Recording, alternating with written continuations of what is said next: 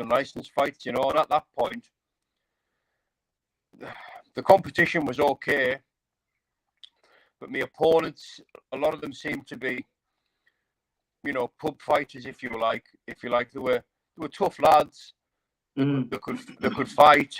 They could fight for sure, but you know, not a lot of them were boxers. You know, and I just used to box them. I just used to, you know, jab the head off them. You know, keep out the way. I only stopped 2 lads out of them 10 wins because it was just so easy to stay on my bike and just, you know.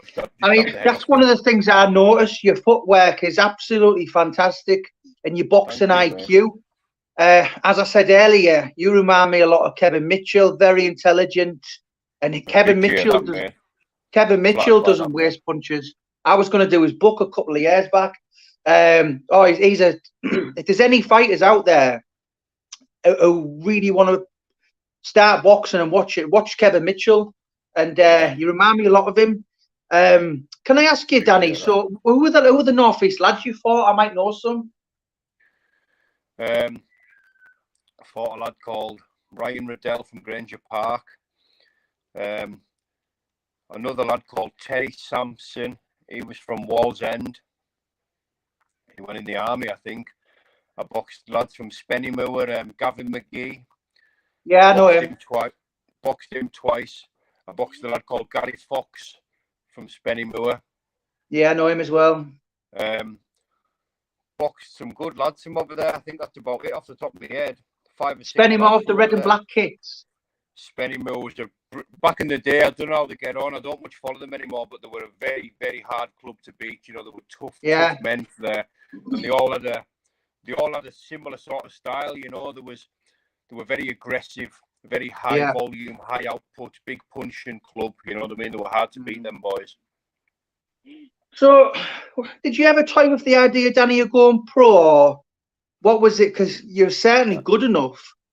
I mean, a lot of fighters, you know, they're kind of unbelievable, but especially when they get to 17, 18, 19, the discipline's appalling. Drinking, smoking, girls. Was that your problem, or did you think of going pro?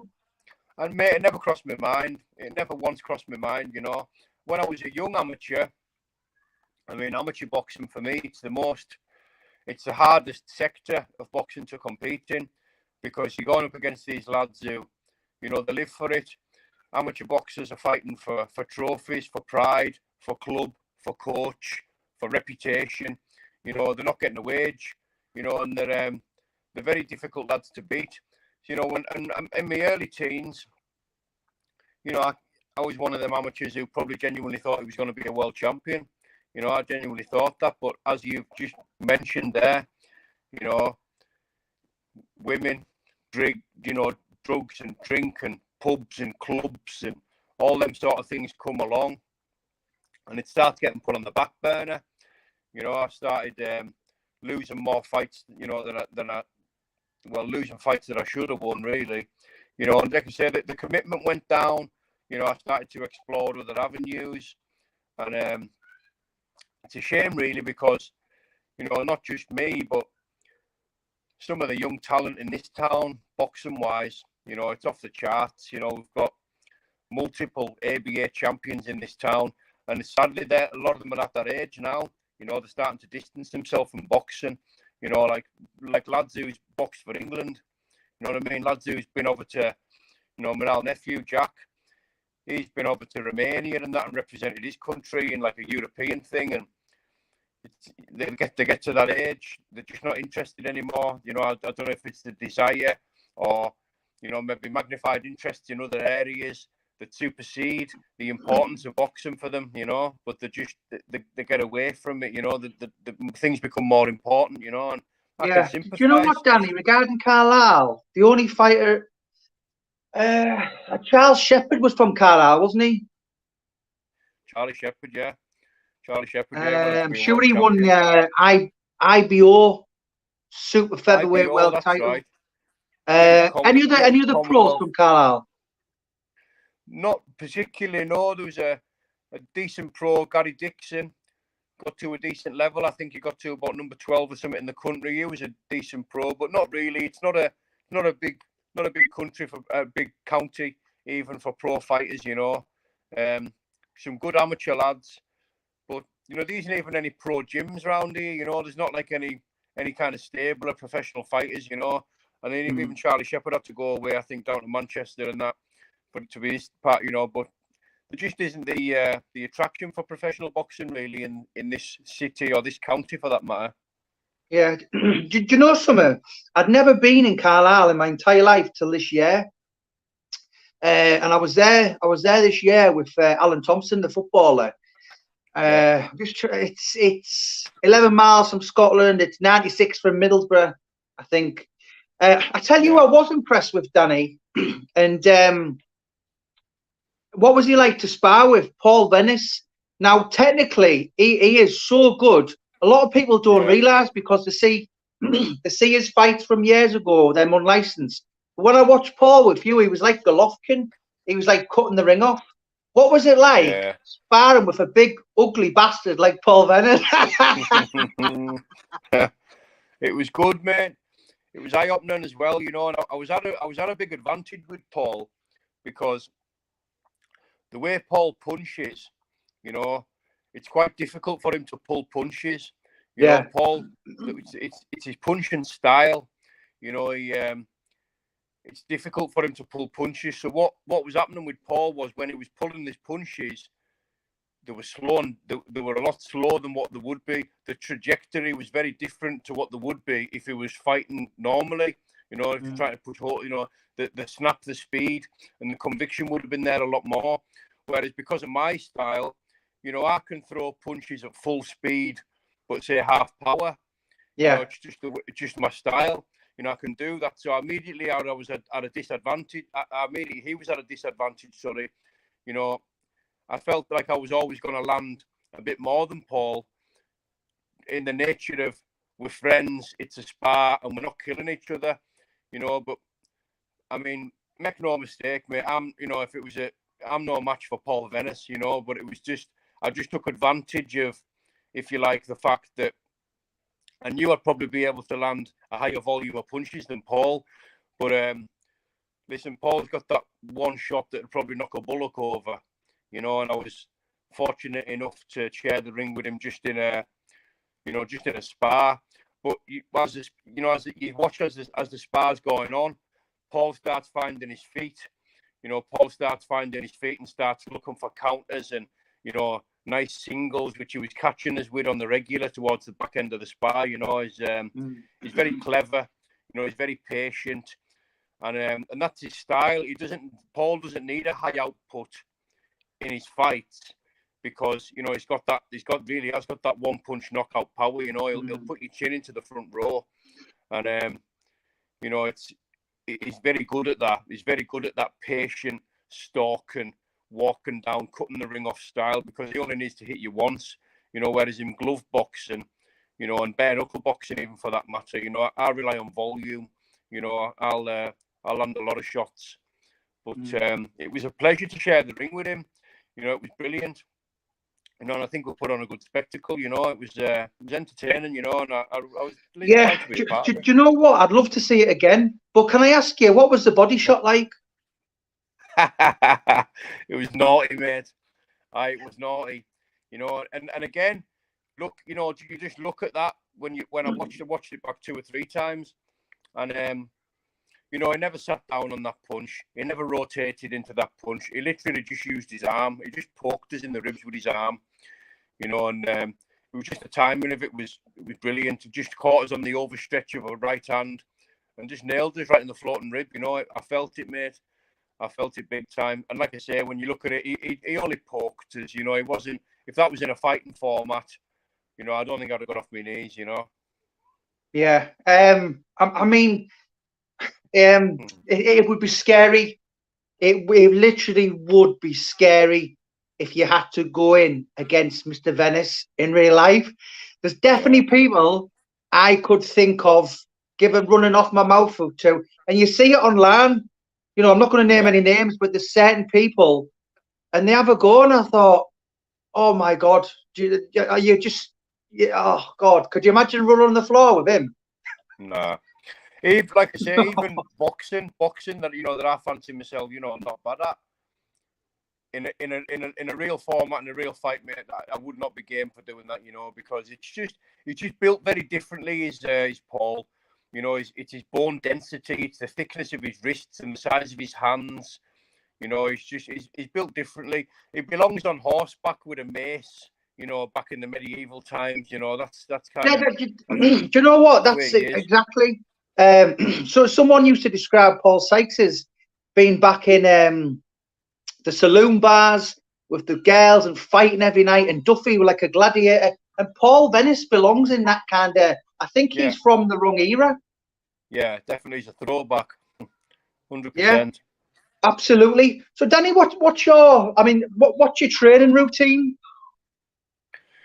Train twice a day. Train 5 in the morning and 5 at night. These tonight and tomorrow are the first 2 days off I've had training in 10 weeks. You know, I've got to take my foot off the gas a little bit, because even on my days off, I've been doing swimming and weights. And on Monday night, I went to Wetherell Steps and done 10 sprints, and I emptied myself.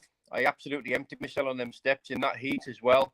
And for the first time ever, my body's telling us that I need a night off, or 2 nights off is what I'm taking. You know, I said a night off, and my coach was like, we'll take 2, you know, because we've got to get this peaking just right. We've got to get this peak fitness just right for the fight, you know. And I've done it before in the past. I've overtrained. It's very easy to overtrain when you've got a fight in front of you, because, you know, you just want to put more effort in. And, you know, you think it's like making a pan of soup. You know, if I don't put anything in, I won't get anything out. But, you know, it's about being smart as well, especially when you get to my age with a high mileage body. You know, you've got to listen to your body. You've got to pay attention to it. And when it's telling you to have 2 days off, you know, I'm gonna embrace that. I've just been having a bit of Netflix tonight. I've had a reporter around who's doing an article on us in the local paper. So it's just nice to relax for a couple of nights. I'm not going to do anything. Good food, a lot of fluid, and I'm back in the gym on Thursday. But normal training day. Go on, mate. Can you talk about your fight, or you're allowed, or what? Your forthcoming fight? Yeah, mate. Yeah. So just one second. Just close this door. Georgie, shut up now. Get in your bed now.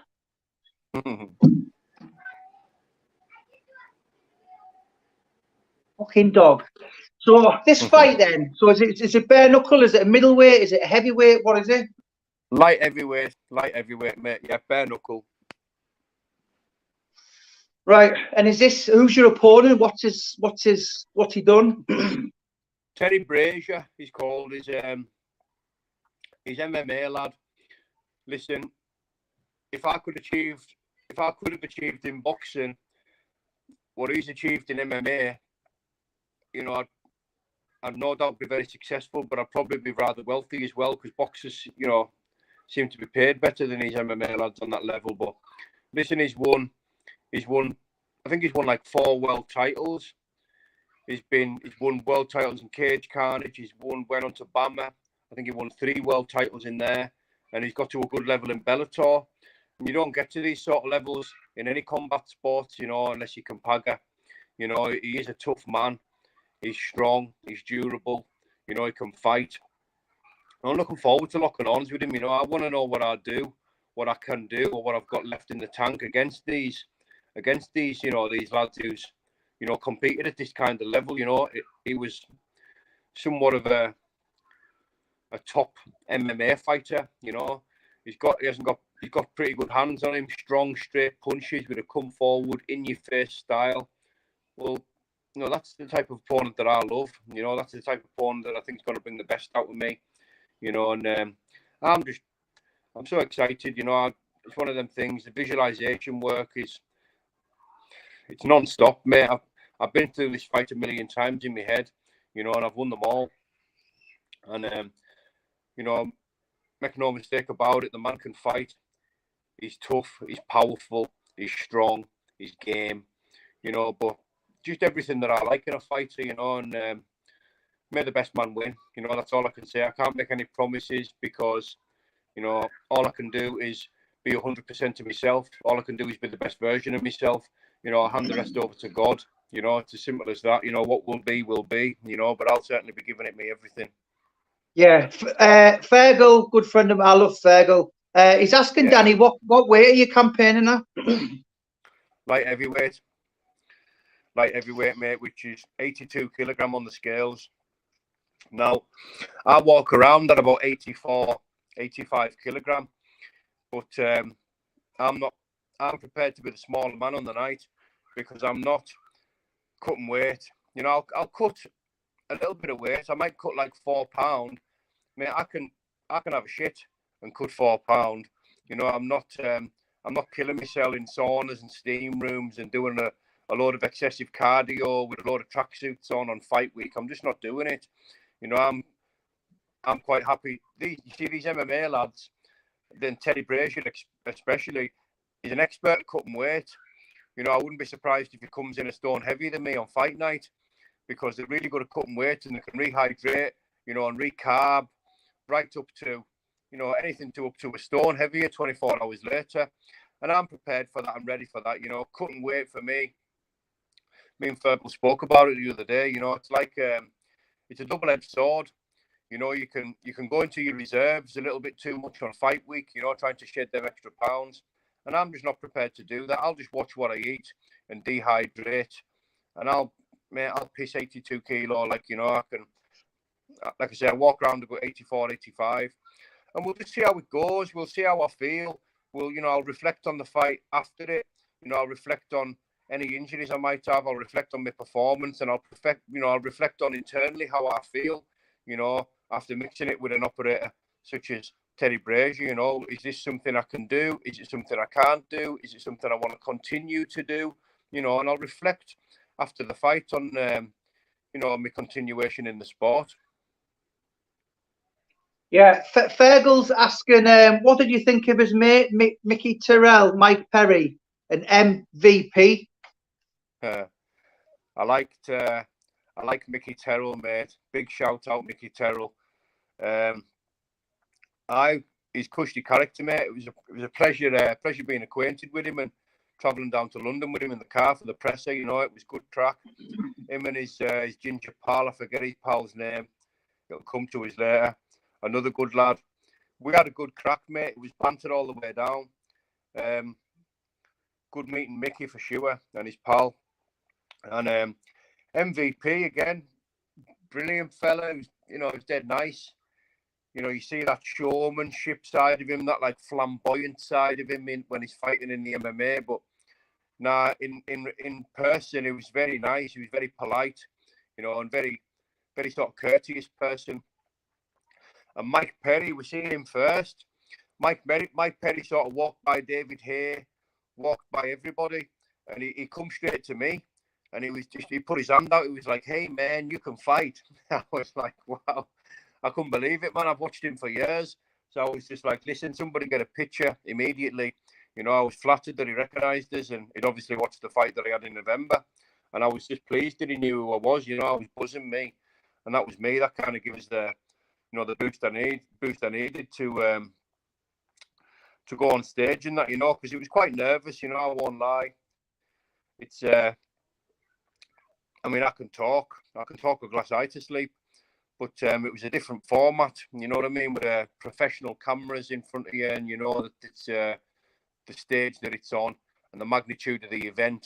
You know, it was a little nervous, but Mike Perry certainly settled them nerves down, saying he knew who I was. You know, I was buzzing with that. Yeah. I'm not going to go into anything like that, but can I just ask Danny, was it hard to deal with, like, almost overnight?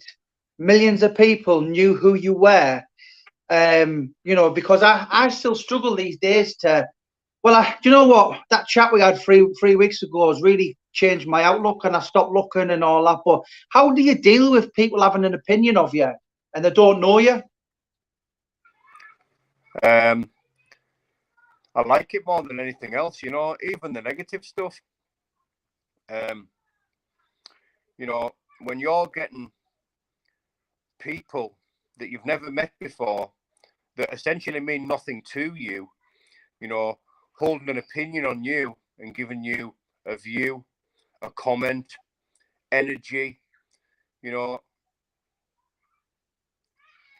I must admit, I like it more than I dislike it, you know, even if it's a negative opinion, because, you know, they know who I am.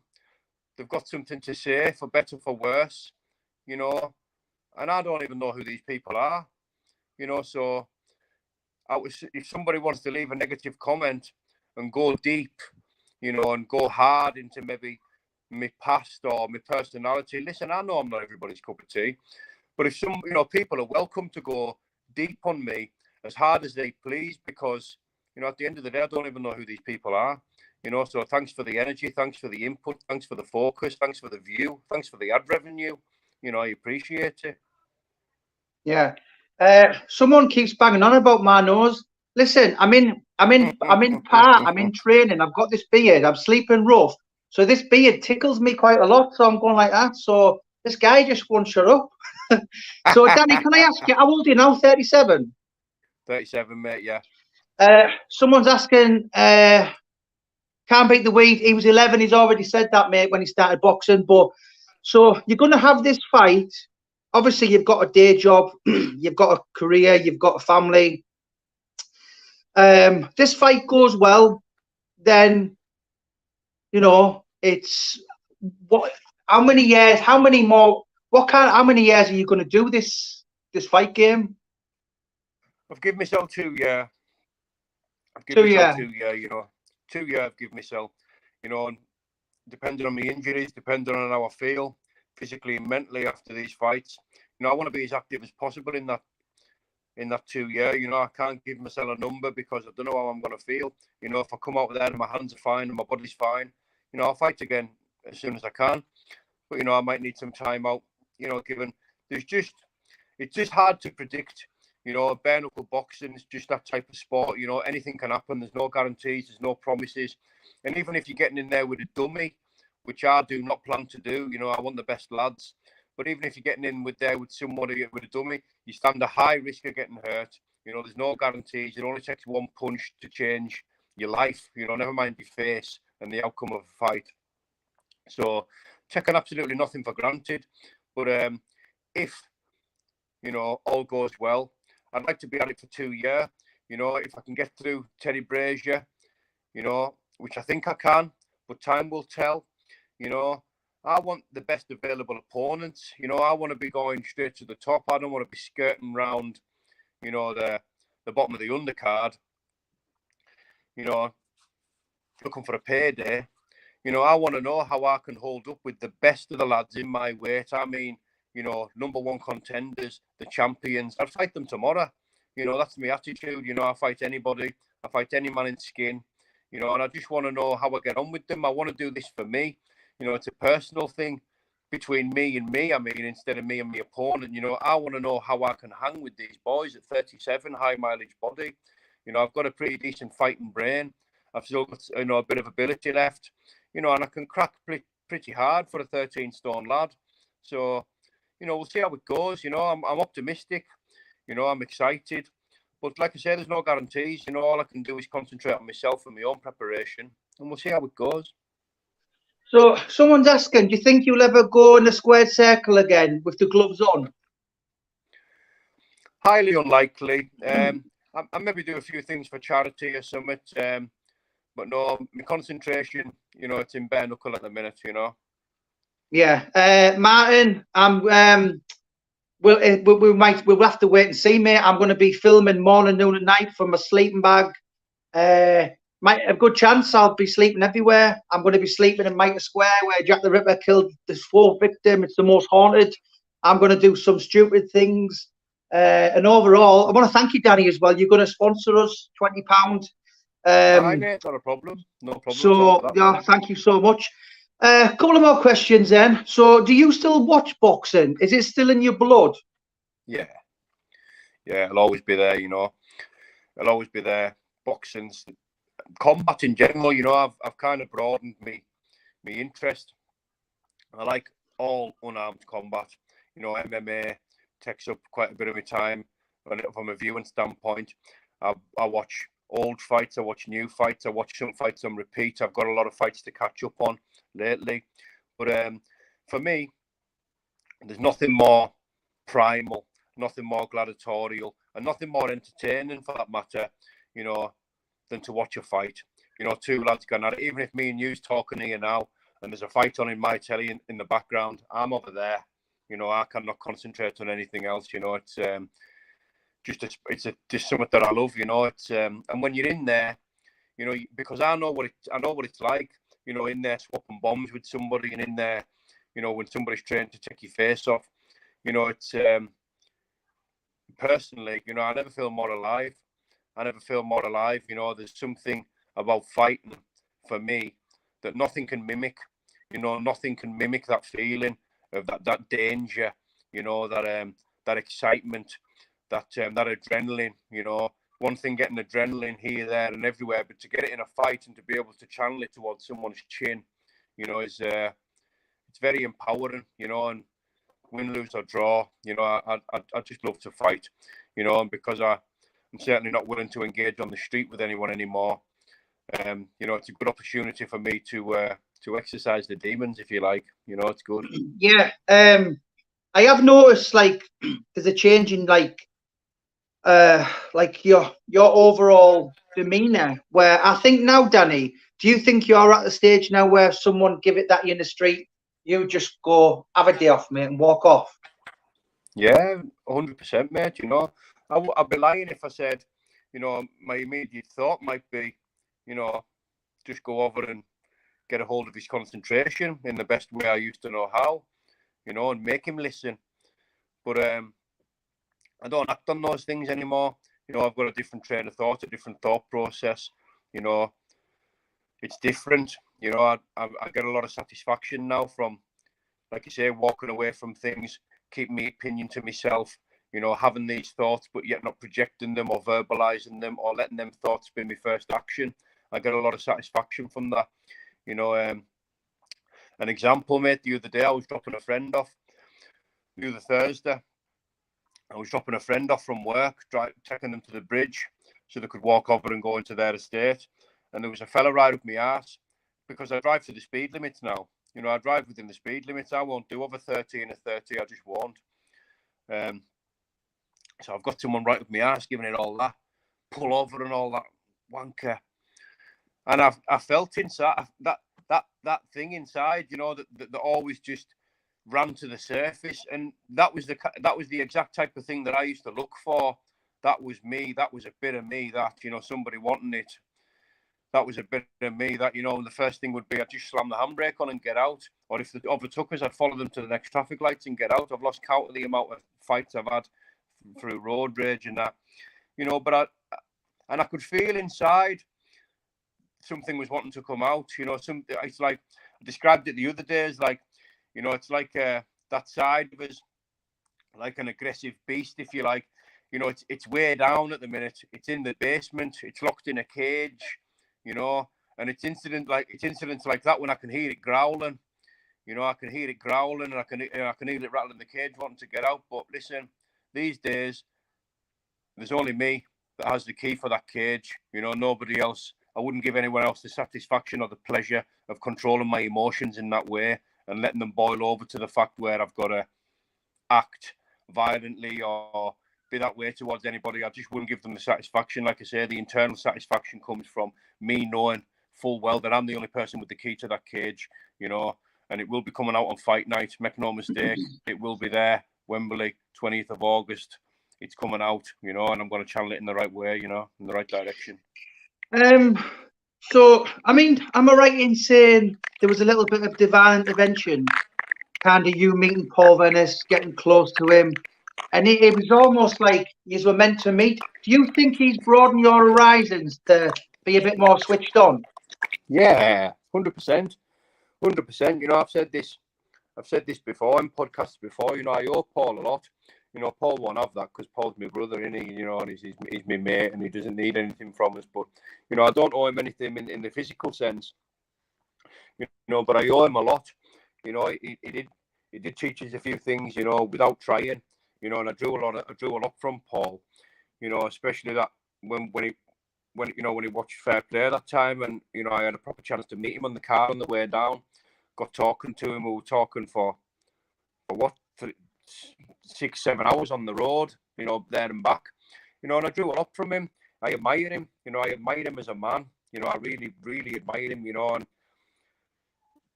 I admire, very few people these days, I'm my own person, but Paul's definitely one of them. I admire him for his stance on life, for his outlook, and for his conduct, more than anything else. Yeah. I drew a lot from him, and we had a conversation about God, and at that point I was quite narrow-minded and quite blind, and to the concept of it. But when I surrendered to the program the day before New Year's Eve last year, it quickly became apparent to me, a higher power had been at work my entire life, and I've been protected by a power greater than myself my whole life. Like I say, I've been stabbed 3 times, I've been shot in the back, and there's not a doubt in my mind now, looking back, that I've been protected, without uncertainty. Someone's been looking out for me, and I've got to respect that, I've got to appreciate that, and more so, I've got to worship that. I've just had this conversation before about God of my understanding. Well, God of my understanding is irrelevant to anybody else because it's God of my understanding, me. And if God could be understood by, a half-kilo brain, he wouldn't be worth worshipping now, would he? So that's who I worship. That's what I worship. Higher power need not be understood by anybody else. All you've got to understand is that it's real and it works. If it's for you and it's for me. So, and what's in the future, Danny? Are you planning on getting into like films, or are you planning on doing books? I know someone who can do books in the future. Listen, mate. Listen, never say never. At present, I'm kind of, I'm not, and never have been really financially orientated. Money's never really been my God. Kind of why my whole life I've never really had any. I've just used it for putting smiles on faces, and obviously I've burned a lot of it up in active addiction. But it's money management. Is one of the many tools that I've been blessed with through the program, the fellowship. It's nice. It's nice to have a couple of quid sitting around, and the more I accumulate, the more I start thinking, do I need to be killing myself on a building site 5 days a week? I've been in scaffolding for 16 years now, and it's not an easy game, and I've actually got plans, to go down to 3 days a week before long, and hopefully in time, I've got a figure in my head, and when I get to that figure, my YouTube channel's doing rather well. I initially I would have been happy if it paid my rent. Now it's doing a little bit more than that. So, I'm very, very pleased. I'm very, very grateful. For a better word. I'm very grateful for the opportunities that I've been graced with, and once I can become financially better off, which is something I never concentrated on, something that never got any of my attention, my whole adult life, finance, and it'd be certainly nice not to have to work on a building site 5 days a week, and to be able to afford the nice things in life without breaking my back for them, Yeah. So I'm going to put the link in for Danny's channel. It's The Real Danny Christie. You're one of 19 channels, Danny, I watch.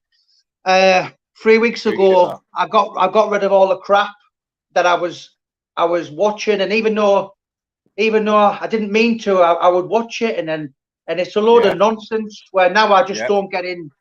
So someone's asking Danny, how's Paul Venice doing? Paul's doing okay. You'd have to ask Paul to comment publicly, but yeah, keep in regular contact with him. Paul's doing okay. Paul's Paul. He's human. He has good days and bad days like everybody else. But he's doing just fine. Yeah. So Eddie Ann said your YouTube channel is class, bro. I want a training session one day.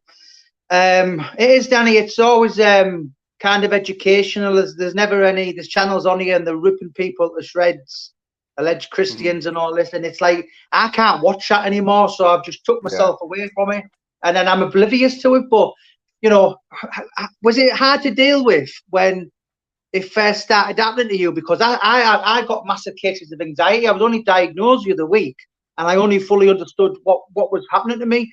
But Yeah. It's certainly probably, if I'm honest, it's took me 2 years to get used to it. Was it quicker for you? Was it longer? Was it shorter?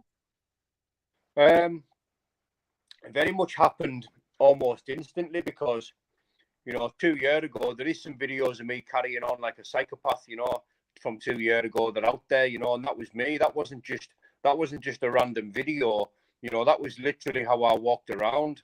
That was how I lived my life, chaos, in absolute chaos. And at that point, anybody that said anything to me or challenged me in any way or disagreed or didn't listen or weren't paying attention, I kind of wanted to punch holes in them, break his nose, make him listen. That was just the stupid way where my headspace was. And then it was more so, when I got into recovery and I started seeing things for what they were, and I started, recognizing more and more that, these people, and we have to generalize here, these people that say such things on YouTube, and these people that direct this sort of energy onto other people, without uncertainty, they are not doing as well as the person who they're going after. That's a fact, and once you start recognizing this stuff and start really seeing it for what it was, like I said, seeing it really for what it was, these people, they can't be having a very nice time. They've obviously got a lot of negativity and a lot of darkness in their own life. If they feel the need to channel that and put that out there onto people who they've never met and they don't know as a person, so once that sank in, it changed nearly immediately, and I was like, because what's important as well is that we need these people, I kind of expect this now, and I'm not saying I need it, but I rather like it. I must admit, I draw strength from it. When I do read comments, and I don't read them all the time because it rapidly becomes a full-time job for me, getting back to everybody and, returning all the messages and that I get. But when I do look, and I might read something really obnoxious and ignorant and insulting, I immediately raise a smile. I'm like, no matter how much that person tries to masquerade what's going on, it's plain to see. You only have to read between the lines where that person is, what kind of headspace they've got, because it's obvious to me, where they're coming from. I'm not going to call it jealousy or anything like that or resentment but it's definitely bitterness. It's definitely bitterness. It's definitely a failure to recognize somebody, who's trying the best to be a better person, and if you can't as a person appreciate something that works for somebody, be it higher power, be it fellowship, be it forgiveness, be it faith, it doesn't matter. If you can't appreciate something that works for somebody, then you're a fool, Yeah. Do you know what, Danny? I mean, am I right in saying you're at Wembley Arena for this fight? Wembley Arena, mate, yeah. So that was where John Gardner fought Paul Sykes for the British and the Commonwealth title in June '79. Right. Do you know what? I might even go myself. I know Paul's your cornerman, isn't he? Paul's in my corner, mate, yeah. That's right. And you're fighting someone this time, your weight, I dare say you're in a lot of better condition than you were last year. We're only going to see a better Danny Christie, aren't we?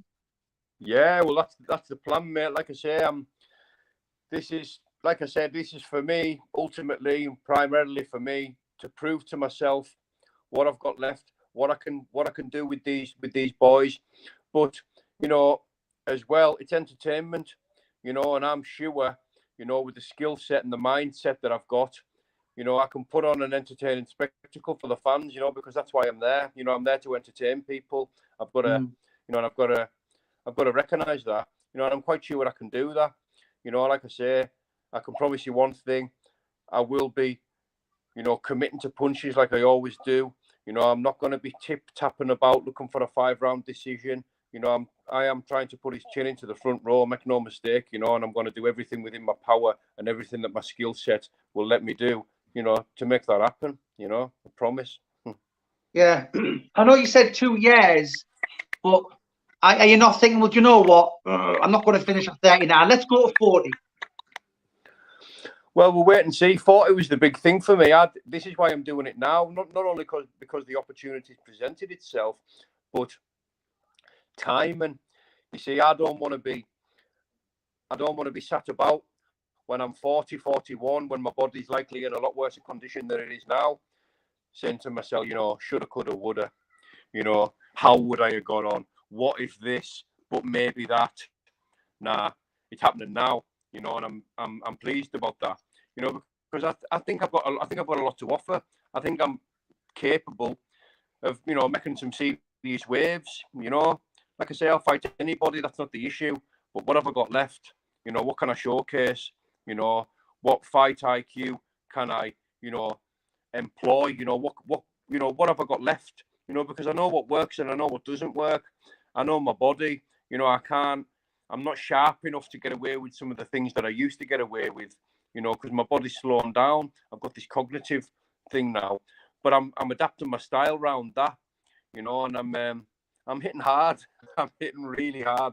You know, I'm hitting the hardest I've ever hit. You know, and I'm pleased with the power that I'm generating. And listen, it's going to be fireworks, mate. And I'm just glad to have the opportunity that I've got now at this age. Like I say, instead of the window maybe closing in a couple of years' time, and me kind of having a bit of self-resentment and maybe regret to a certain degree, you know, that I never got an opportunity to, you know, to close the show. And that's what I'm doing. You know, this is the final chapter for me. It's the final roll of the dice. This is me closing the curtains, you know, over these next 2 years. This is the back end, you know. I might not be at my best, but my mental state is definitely better than it's ever been. And that's 90% of it. So, you know, this is effectively the last chapter, you know, in a career that I've been very proud of, you know.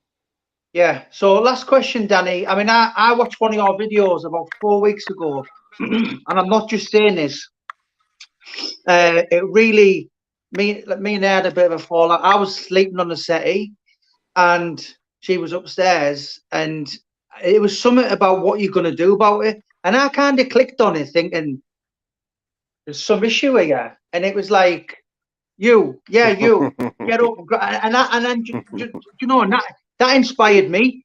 Are you like this now? Is that your whole life? Is that your whole demeanor? You've got to get up and a bit of go in you, because the energy you give off is really infectious. Thank you, mate. Yeah, I appreciate that. And listen, you know, I get a you know, a lot of messages, and I get a lot of people saying that sort of stuff to us. You know, you've helped me do this, you've inspired me and stuff.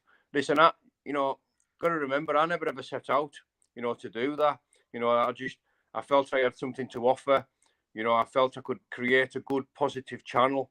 You know, that's what I felt I could create, and that's what I've tried to do. You know, but I never ever set out, you know, to receive messages like that and get feedback, you know, in that manner. I never ever set out for that. But it's very nice. It's very nice to hear it, you know. And if, like I say, if you can help one person, that's something. Well, I appear to be, you know, sort of helping, you know, a little bit more than that.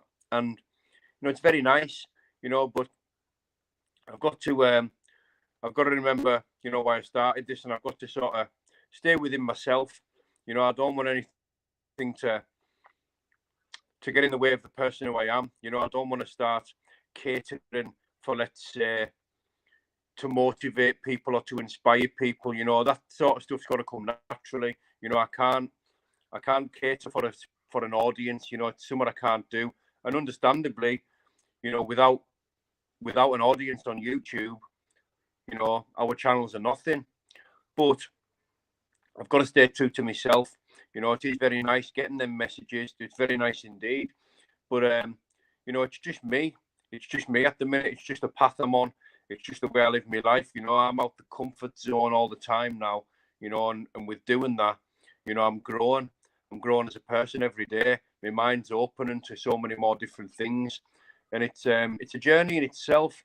You know, there's going to be, you know, there's going to be a story to tell one day, you know, and I'm not finished yet. You know, I'm only at the very beginning of this journey. You know, I'm relatively new in recovery. I'm 101 days clean, I think, and you know, I'm very proud of that. I'm very pleased. But for me, this is the start of forever. You know, this is, you know, I can feel myself, you know, going into big things. You know, whatever, if that's bare knuckle, if that's on YouTube, you know, if that's in some other avenue, perhaps. But things are only going to get better for me. You know, without uncertainty. The more I stay in touch with the program, the more I pray, the more I meditate, the more I do my gratitude, the more I stick to the program, and more so, the more I stay out my comfort zone. Whereas in training, especially, you know, there's no growth in comfort, and you know, if you're going to sit about, laze about, and do that all the time and expect different results, you know, it's almost the definition of insanity. You know, if you want something, you've got to actively pursue it. You've got to get off your ass there and then, not tomorrow, not in 20 minutes. If you want something, do something about it now and make that your life. And listen, you'd be surprised how much time I've got on my hands. You know, when I was in active addiction, I couldn't do anything. Everything got bombed off till the next day. You know, I needed 5, 6, 7, 10 hours a night to myself to get high. You know, I couldn't do anything else. That was at the forefront of my desires. Now, I seem to have room for everything. Everything gets done. What I get done in a day is unbelievable, training-wise, work-wise, being a dad, cleaning my house, paying bills.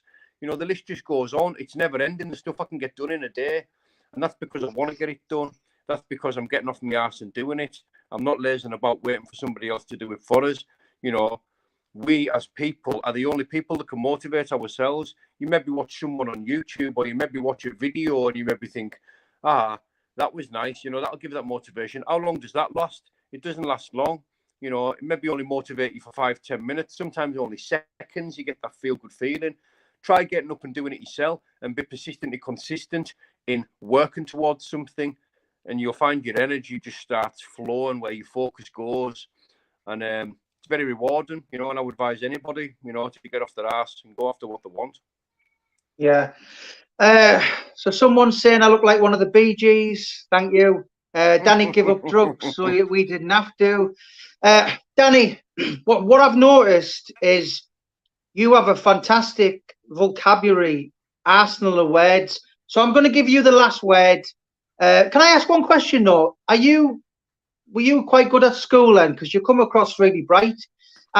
It was the missus. Obviously, I knew you well last year from certain things, but it was when I started like looking at you, it was like, yeah, you can tell you've read the odd dictionary in your time. Do you know what I mean? Like, were you good at school, or are you more self-taught? No, I was terrible at school. I really was terrible. I loved English, but you know, I was terrible.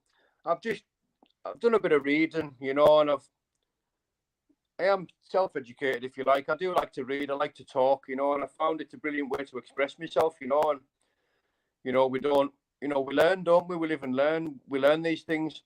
You know, I've learned, you know, over the years how to articulate myself, you know, and it's only recently I've started doing that in a positive fashion. But, you know, I still had a rather large, you know, vocabulary, if you like, when I was using, because I've always found, for me, because I'm emotional, you know, a very emotional person, and I like to express myself, and I find, you know, a variation and consortium of different words can help me express myself in a better fashion, you know, when I know what I'm talking about and I know what I'm saying and I know the right word for the right feeling or the right meaning or the right emotion.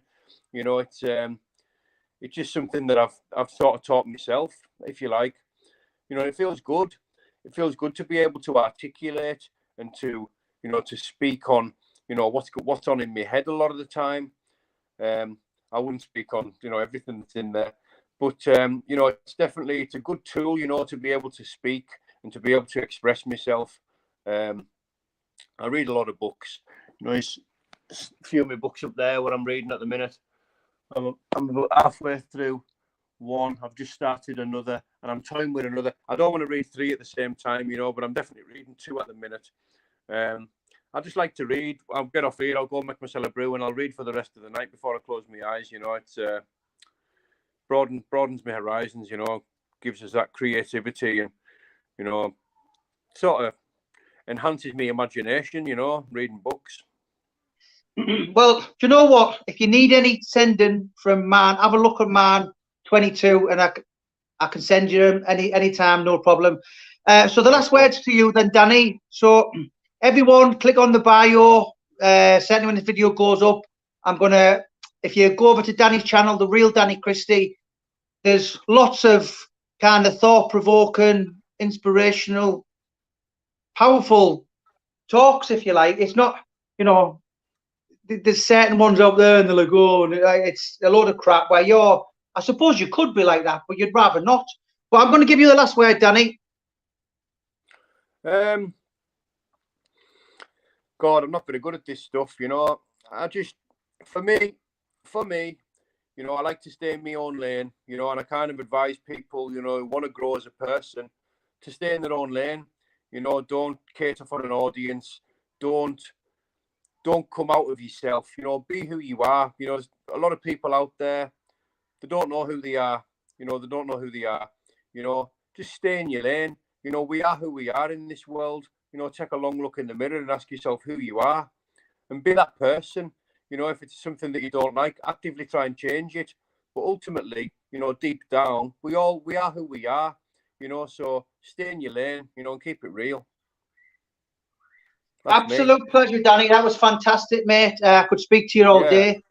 So listen, your fight's coming up August. It's probably gonna be the first one I'll ever watch, maybe the only one. As I said, I'm a bit too. Yeah, do you know what? Me and the wife will probably go down. I'm strictly into football, boxing. You know what I mean? But I think we'll go. But you know what? It's been an absolute pleasure speaking to you, Danny. And if likewise, you want to, you know what? You need to come down, and we'll have a next time you're down with Paul or something. You come for a palmo and stop over or something. Yeah, I'd like that, mate. Definitely, 100%. After the fight, you know, I've had lots of different people here today. Alex Reed, everyone's had a palmo off me. Can I ask you, do Carlisle sell palmos? They do, but they're not as good as the ones over there. But they do sell. Yeah, I was in Rotherham the other week with Junior Witter, and I was like, wow. Do you know, next week I'm in London, and apparently they sell them in Shoreditch. So I'm going to be like, I mean, I'm a palmo connoisseur. Look at me. All these homeless people will be like, where are you getting fed, you?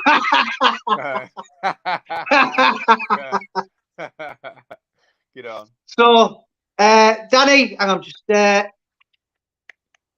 absolute pleasure speaking to you, mate. Listen, and I'll be in touch, brother. God bless. Nice one, mate. Listen, God bless. Say hello to your missus for us and have a nice night. Bye-bye for now. I will do, mate. God bless. Ta-da. Nice one, mate. Bye-bye.